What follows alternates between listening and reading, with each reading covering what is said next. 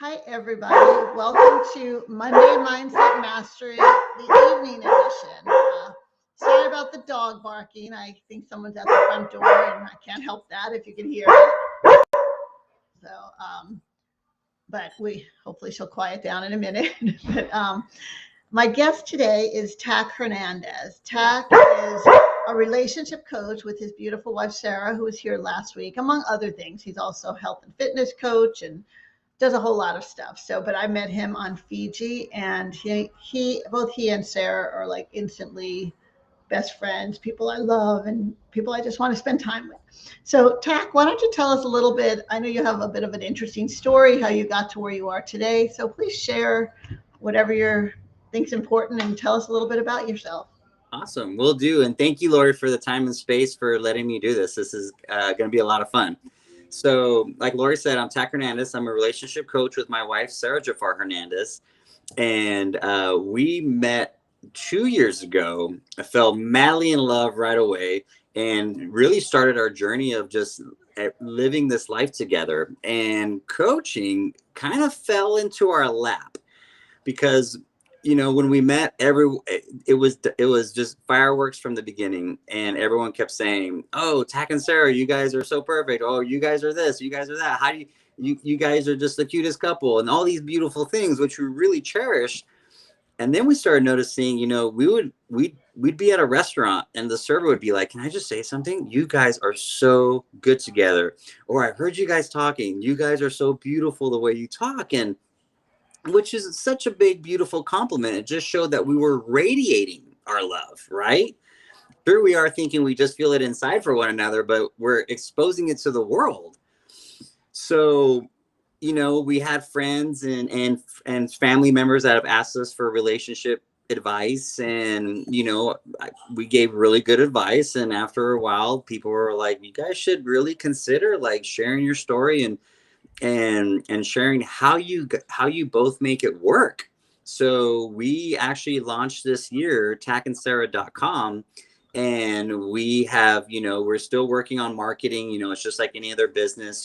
Certain things are working better than others, so you got to kind of like dissect it and pull stuff out and add stuff back in. But it's been a blast doing it. Couldn't be happier. Well, I thank you for that, and I can second what you said about people. Like I said, I spent time with both of you in Fiji, and there are people like you see that they're on Facebook and they're always telling how much they love each other and how perfect their spouse is, and it's like it's very sort of superficial. It's fake. It's not like how they really are. You guys, every time you were together, whether it was dancing, whether it was kayaking or snorkeling, or even when you're carrying luggage and going through things that are difficult, you could just see it that it was like the love was there, and it was just so real, and it wasn't something that you were like projecting on purpose or trying to tell people. It was just so obvious. So I know if I want a relationship coach, I'm coming to you guys because clearly you're doing something right. Now, any of us who have been in relationships know that, it's not all unicorns and puppy dogs and fireworks. There's a lot of work involved. So tell us a few of your secrets or things that have worked for you too.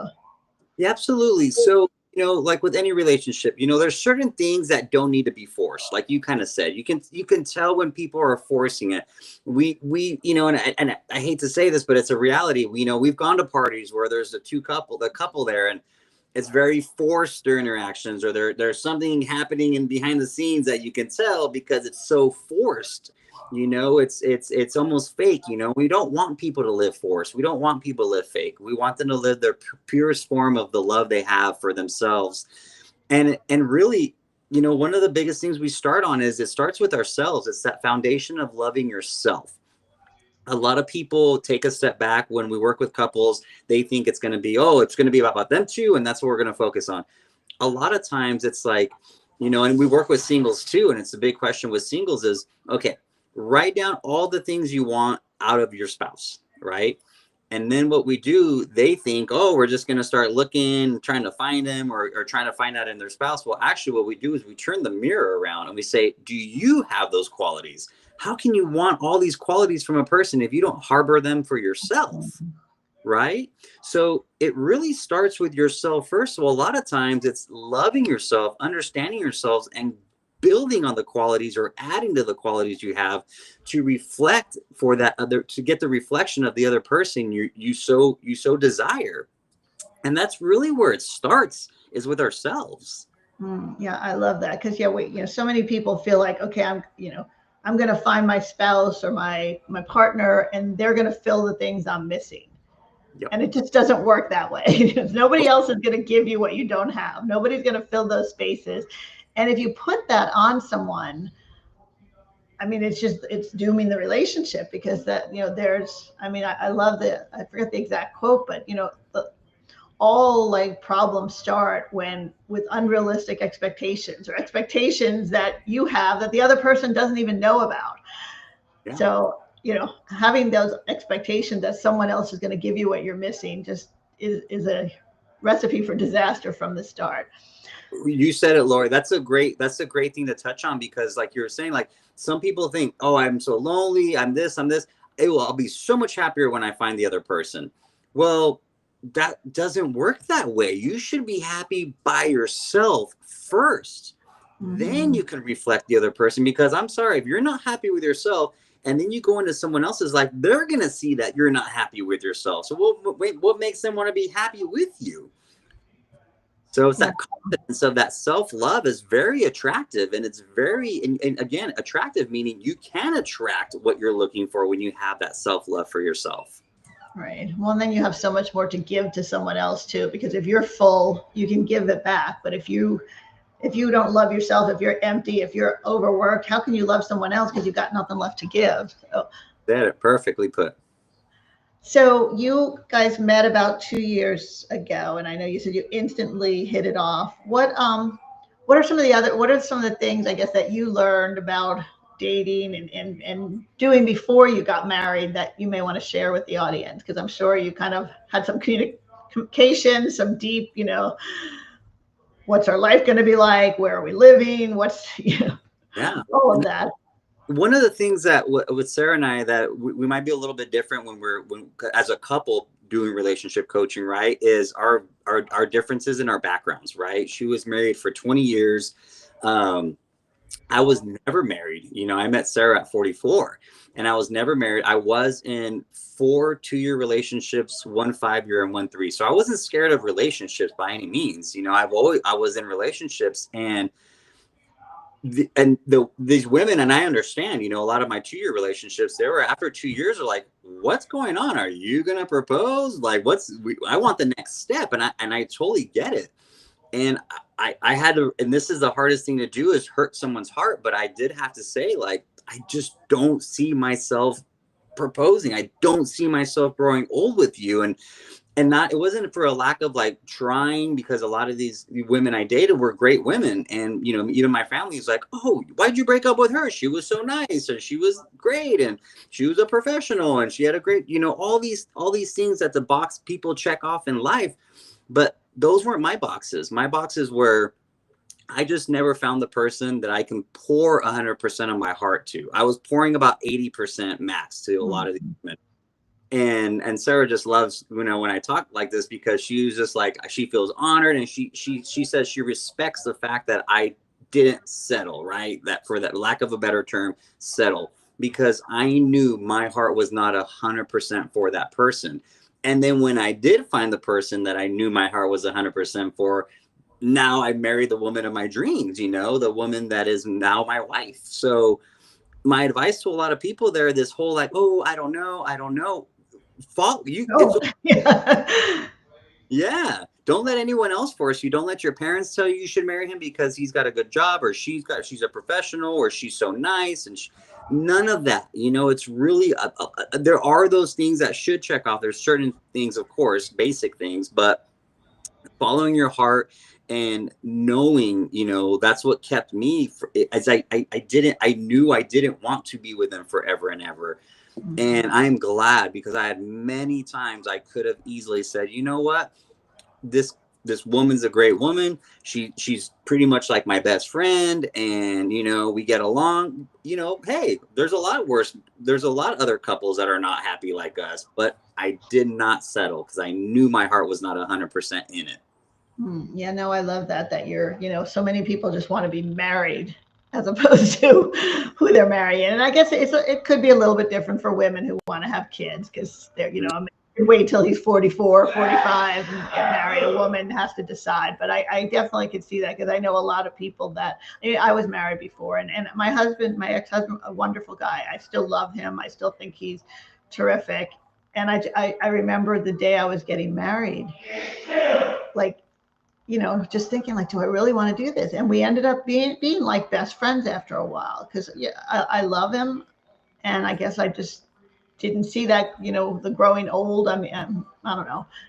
We broke up. It wasn't horrible. It was just it made sense. Like this, we just are not. It's not right. And sometimes it takes a lot of courage to, especially if you've been together for years, or to say, I'm sorry, but I don't want to hurt you, but it's not right. But I think it's definitely the best decision for both people because for that other person too, I mean, they would have not been getting 100%. And I think we all deserve 100%.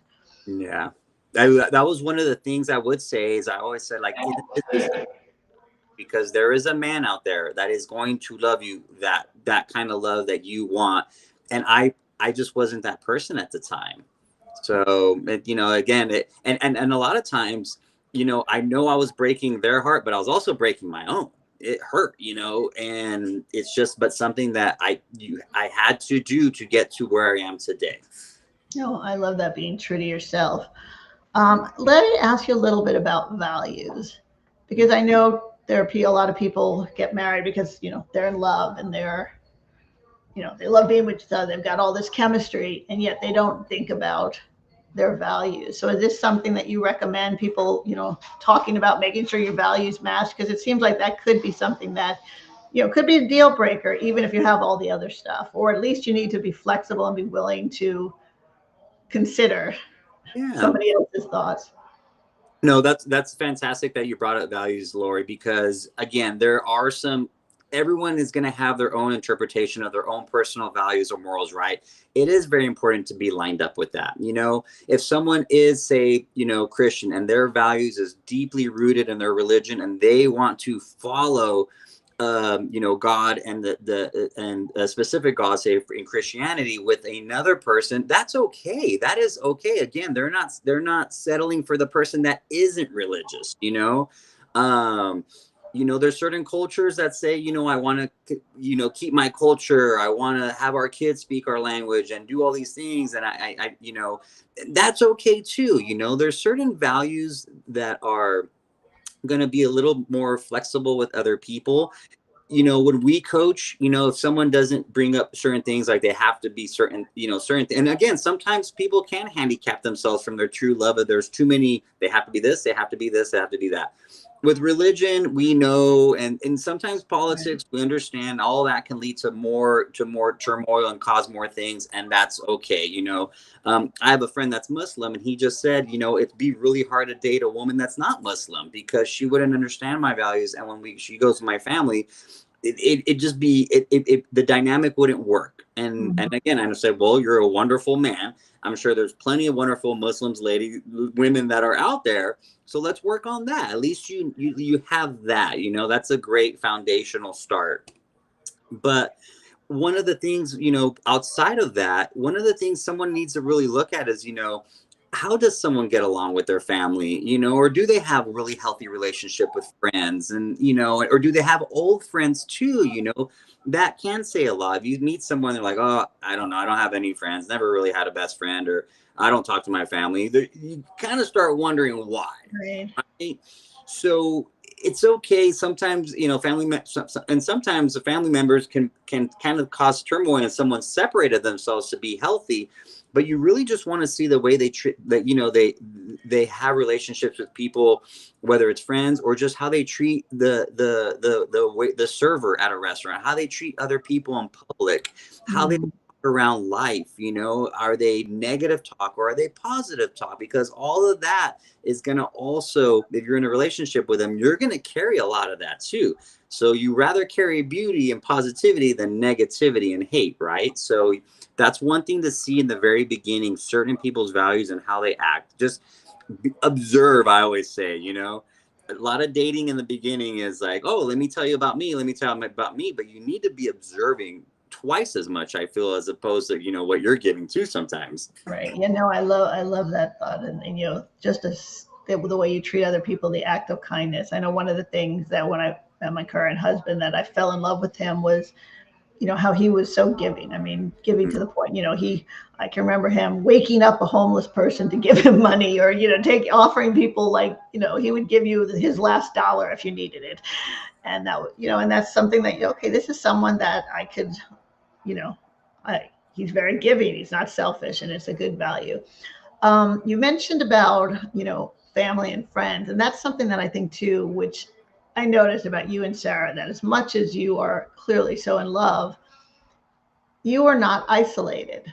You at Fiji, you know, I went snorkeling with the two of you. You open up your arms. It's not, and sometimes you see people, you know, and they feel like, oh yeah, we're so in love, and they have their own little cocoon and no one else is in it. And that seems to me that that's just not a great way to have a relationship. You know, when you're where you have to isolate yourself from everyone else, where you can't be part of a group, where you can't go and do things on your own, where, you know, you may be interested in this and she may be interested in that, and it's okay. So can you talk a little bit about that? Yeah, that's you bring that up because you're so right. There's couples that are like they almost become so codependent that they like hide from the rest of the world. I found my person. Everything else scares me, or I don't want to interact. I'm just me and you, and you know, you're what are you really giving back to the world, or how are you showing your love? It's almost to say like a selfish love, but you know, why can't you break out? You know, why can't you just do things in public, or be with other people, or open up yourselves? Now, a lot of times, you know, working with two people that are, when I hear stuff like that, I assume two introverts found each other, and now they're as happy as they can be. That's great, but you know, it also works like you said. You know, it doesn't then let's start working on ourselves a little bit more to get out of our shell, to show what's inside of us, so maybe we can change someone's life. You know, whether it's at the gym or at a restaurant or at work. Let's open up ourselves, because what we don't want to do is keep ourselves within. You know, like Lori, the person you are, you're very open. You're just like this big flower that opens up, and people want to smell that flower. They want to be near that flower. And that's what I think everyone needs to be doing. Even the couple that hides themselves from the rest of the world. Well, there's something going on there. And how about you have that love for each other? Expose the world to it a little bit, you know, work on yourself, like we started with, you know, that foundation of yourself. Work on not being that introvert, work on being a little bit more extroverted, and you might gain more friends and become a little bit more popular in your social circles, and people might be attracted to you in that sense as well. So I love that. And I love the way you said, you know, like, the world needs more love. And if two people have so much love for each other, I mean, I think they owe it to the world to share that. And it's not, and they're not sharing, you know, some, like I said, the fake love, sometimes you feel they're sharing it in almost a possessive, jealous way. Like, you know, look at me, I'm so in love. Don't you wish you had this? yeah. And that's not what two people who are really in love have. It's more, you know, we love each other, we love life, we love the world, we love everybody, and you just share that. Absolutely. And one of the things we were with some couples yesterday, and what we told them was another thing that's very different with Sarah and I is we will never ask our singles or couples that we work with to do something we haven't done for ourselves or continue to do for ourselves. I was in what I like to say in my last relationship before I met Sarah. I would say that was a toxic relationship. It was the only one I've ever been in, and there were so many times I caught myself like, what am I doing here? It's almost changing who Taq is, because here I am with a negative person. She was very jealous. She was very negative for no reason to be jealous, no reason to be negative. I realized I was deep within her. And as much as I try to change it, I realized I cannot change it. She had to change that. And I really tried, you know, this was my first time going to a couples counselor. Because for when I was younger, I used to think, oh, if it's counseling, it's almost too late. Oh, it's too far, you know, just it should be over. No, that was me at a very young age, right? And I'm talking like early 20s age. But when I went to this therapist, one thing I noticed, Lori, was I really felt like she was just reading it from a book. Whatever we said, it was like verbatim, her Rolodex of answers. And here's the answer to your question, or here's how you should do this. And also, like, her energy was just very, like, she just didn't seem happy, and she didn't seem like she practiced what she preached. So for me, it was almost like going to a personal trainer that's telling you to eat this, do it, all these things, but they don't do those things. And I'm Right. like, Yeah. that's dating. And if you don't practice things in your life, how can you tell people to do it themselves? Right. Yeah. You can't listen to the guy, you know, the doctor that's 50 pounds overweight telling you should lose weight. It's not good for your health. I kind of always draw the. You know? So yeah, so that's one thing that I think really separates us from the pack. Is, again, we'll never ask you to do something that we don't do ourselves or have done ourselves, because we have been in that. Like I said, we've been in the fire with our before we met each other, and even with meeting each other. You know, there are still things to navigate. You know, living together. You know, for me, it'd be stepkids. I never had my own, but now I have two teenage stepkids. And then there's everyday things, whether it's finances, jobs, you know, families getting older. You know, we're losing people. People are getting sick. That adds stress onto life. So there's always going to be changes. We want to tell people there's always changes in relationships. It's how you navigate through those changes. So we want to set you up for success by getting prepared on how to navigate those changes. People aren't prepared. Hmm. Yeah, I have one more question, and this one I think our listeners want to hear so that they know you guys are not so perfect. So you obviously have this wonderful relationship. It's clear how much you love each other. Do you have difficulties, arguments? You know, are there times where you kind of feel like, okay, I'm angry, and how do you deal with that? Absolutely. So, like, in the beginning, you know, I know I look at all my past relationships, and I still look at my wife and be like, we're so rare. We're rare for what I've been experienced to, because there is just so much love. There's so much sweet talk constantly. And, like, but yes, there has been moments of conflict, you know, and in the beginning, I noticed, and this is with all couples, you always bring in how you fought with, like, say, your ex. You bring that into your new relationship. Maybe how she argued with her husband gets brought in from that new relationship. And then you got to realize we're not those people. This is a different time. This is a different topic. So how do we address this new challenge, this new argument with this new person?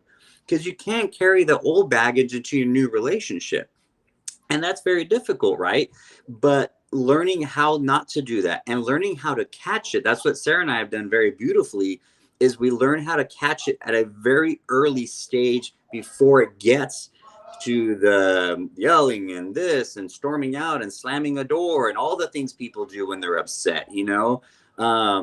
So that's one of the biggest things we want to teach people, is you got to catch it early and understand a lot of times what you're arguing is you can't take a lot of it personal. The other person's hurting. You got to understand where the other person's coming from, and then vice versa. So then when you both know where you're both coming from, and it's not coming up from a malicious place, there's a lot of harmony in that, and there's a lot of healing that can come from that. Whatever you guys are arguing about, there will be healing from that, and you have to have that respect.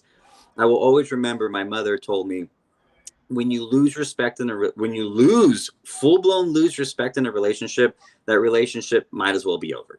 You have to respect the other person, and that's what a lot of this is. And if you feel you're losing respect for a person, there is ways to come back from that. No, you know, of course, you start pulling out that love of why you found that person, but you have to have that respect, and you can't carry old relationships into your new relationship. That's such great advice. So, Taq, if someone would like to reach out to you, learn more, talk to you, maybe hire you and Sarah as relationship coaches, how do they get a hold of you? Yes. So it'd be tacandsarah.com, takandsarah.com, and then takandsarah@gmail.com. Okay. And that's Sarah Our with website's a lot of fun. I would tell people to go S-A-R-A. check it out. It gives a story about us. It's a beautiful quizzes for singles and couples. Work with both. So for singles, I'll have a quiz to kind of see where you're at, you know, what's going on in your life, where you're at, if you're ready to meet that person also. And then same with couples, where you're at right now in your relationship, and where can we fit in to help you get to where you need to get. So it's a lot of fun. And then our emails on there too. That's where most people find us. And then we read the emails. We take about 48 hours to kind of read the quiz. We talk with ourselves, and then we get back to the person. So yeah, takandsarah.com, or you can just email us at takandsarah@gmail, or on Instagram, we're takandsarah on Instagram. And Sarah is without the H, S-A-R-A, correct? Correct. Taq, T-A-Q, and Sarah's S-A-R-A. So we're the only Taq Sarah on Instagram, and yeah, that's probably not the most common combination, I guess. Well, this has been amazing. I want to, as I ask all my guests, leave you with one last question. If there was just one thing, one tip you wanted to share with the audience, what would it be? Well, my wife loves to say a world in love is a better place. It truly, truly is. But it starts with you. It starts with self-love. And when you give yourself that time to love yourself, you will attract love, whether it's from friends or you know, future significant others in the future. Love yourself with the utmost just beauty that you can give the world, and you will see that you will attract that same type of love that you have within yourself. Oh, that's a great message to end on. It is something we can all do. Everybody can love themselves. It's not that hard because you're all amazing. You're all incredible people. You all deserve love. So give it to yourself first. It's not being selfish. It's not being conceited. It's filling yourself up so that you could fill other people up too. So thank you so much, Taq. This has been awesome. I love having you here. I can't wait. I'm going to Boise tomorrow, so I'm hoping to see you guys this week, which is really exciting. This is so cool. Yeah. So thank you again. And that's, remember, takandsarah.com. Check out their website. Take that quiz. I'm going to go look at it even. Might be worth taking, who knows? So anyway, and so next week, we'll be back to our 11 a.m. Central Time. My guest is William Tate. William was on a few months ago before I was doing it on all the platforms, and William just came back from a couple months in Ukraine, and he is a really interesting person. So I'm not sure what we're going to talk about yet, because William has so many different things to talk about, but it'll, as always, it'll relate to mindset and what's going on. And I'm excited to share that. So thank you again, Taq. Have a fantastic week. Yes. Thank you, everybody. Yeah, I love what you do. Thank you, everybody, for tuning in. Lori, keep it up. I love what you do. I love you. And we'll see you in Boise for dinner. Yeah. Couple days. All right. Have a great day. Bye-bye, everyone.